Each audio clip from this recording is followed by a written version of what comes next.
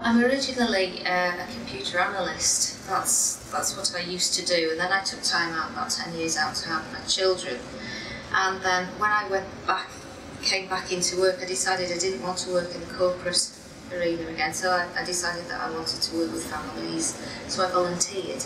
When I first met Tanya, she was very underconfident and didn't know whether she could actually complete an MVQ award or not, if she was in the right job role.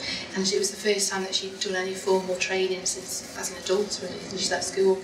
So she was really unsure of what she could do. I felt as though I'd reached a big milestone. It was like a really big new part of my life that was opening up, and I was really keen and interested to learn more about what I was actually doing, because I was doing this job before and I wasn't necessarily qualified for it. I could do it, but I wasn't qualified, and I feel better about my skills for managing my volunteers, etc. I've learned quite a lot along the way.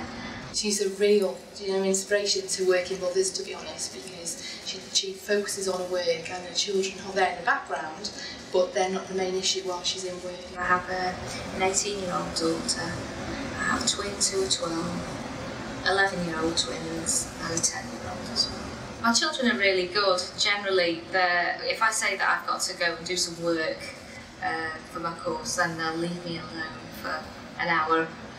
I don't usually get longer than an hour in a stint. Because she's got a big family, she has lots of empathy, I think, with the clientele that she works with, and she's motivated to help them. If you think to yourself, I'll never be able to do that, I'll never find the time to do it, you'll never know whether you could have actually done it unless you have a go. I think she does really well, and that's why I nominated her, to give her a big pat on the back and tell her I'm proud of it, and congratulations.